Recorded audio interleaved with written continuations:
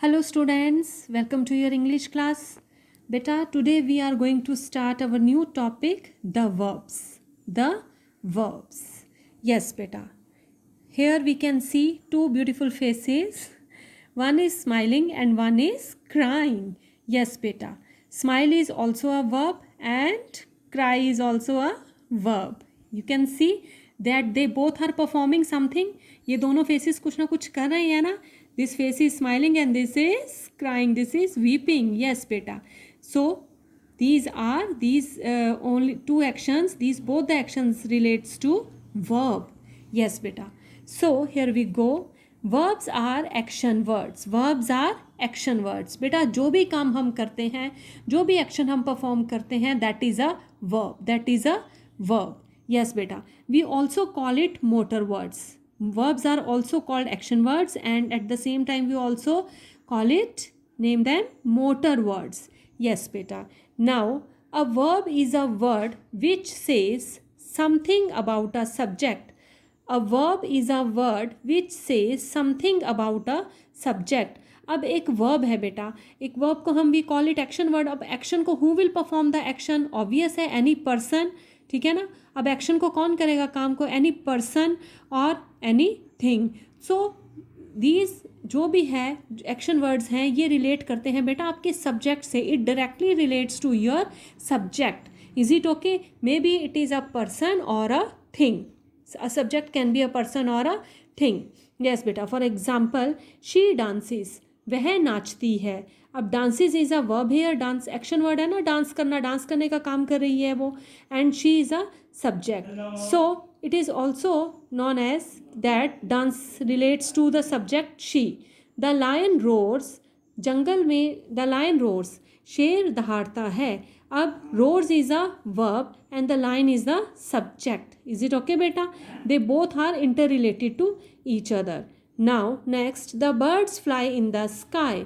आसमान में पक्षी उड़ते हैं. Yes, fly is a उड़ना क्या है, verb क्या है, fly. And fly कौन कर रहा है? Birds कर रहे हैं. So the birds fly in the sky. The roads are repaired.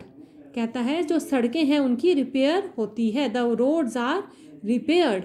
Yes, then repaired is a verb here. And किसकी रिपेयर हो रही है? रोड्स की. Subject is the roads. Is it okay बेटा?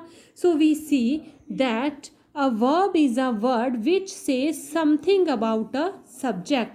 वर्ब्स जो हैं बेटा वो सब्जेक्ट के बारे में कुछ हमें बताते हैं. Is it okay students? Let's move forward. So we see that dances, roars, fly and repaired are verbs or action words. Similarly, as I have told you that all these verbs are action words. Is it okay? And verbs. Yes beta. अब action, अब आप बोलेंगे ma'am action words तो we are acquainted that action words. But now you are using the term action verbs. Action verbs किस तरह से? So I am going to describe it more. Good to know. When the action requires manual beta work, it is called action verb. जब बेटा किसी भी हमें action का perform करने के लिए मेहनत करनी पड़ती है, ठीक है, हमें we have to perform a work, तो उसको हम बोलते हैं बेटा action verb. We call it action verb. Is it okay बेटा? Action verbs. And here we are moving forward. Yes बेटा. For example, now let us elaborate the topic further. Now here we are going through some more examples that I know your city. मैं तुम्हारे शहर को जानता हूँ. The oak trees surround his house. Oak trees ने उसके घर को चारों तरफ से घेर रखा है. मीन्स उसके घर के चारों तरफ oak trees हैं. The flowers look beautiful. Flowers सुंदर दिखते हैं. The scent और the perfume smells nice. जो है परफ्यूम की स्मेल जो है बहुत नाइस है. Yes बेटा. Now you can see in these examples that are we performing any work or are we performing any manual task or anything else? Are we doing any labor? No.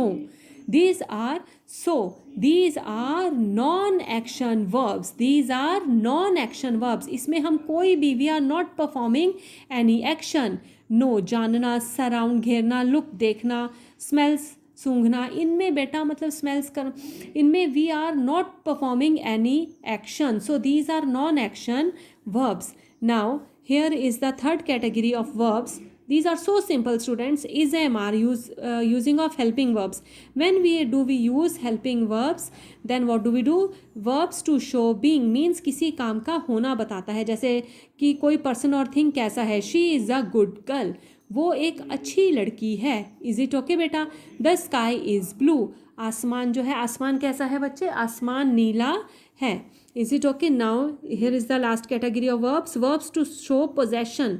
Possession होता है बेटा कि अधिकार जिसको हम बोलते हैं. मीन्स कि जैसे फॉर एग्जाम्पल अ पर्सन और अ थिंग के लिए हम ले सकते हैं. An elephant has 4 legs. कहता है कि एक हाथी की 4 टांगें होती हैं.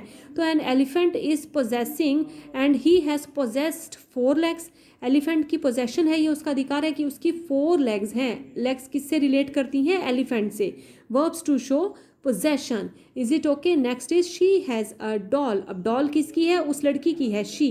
Is it okay? She has a doll. तो ये डॉल रिलेट करती है इस सब्जेक्ट से एंड दैट इज शी.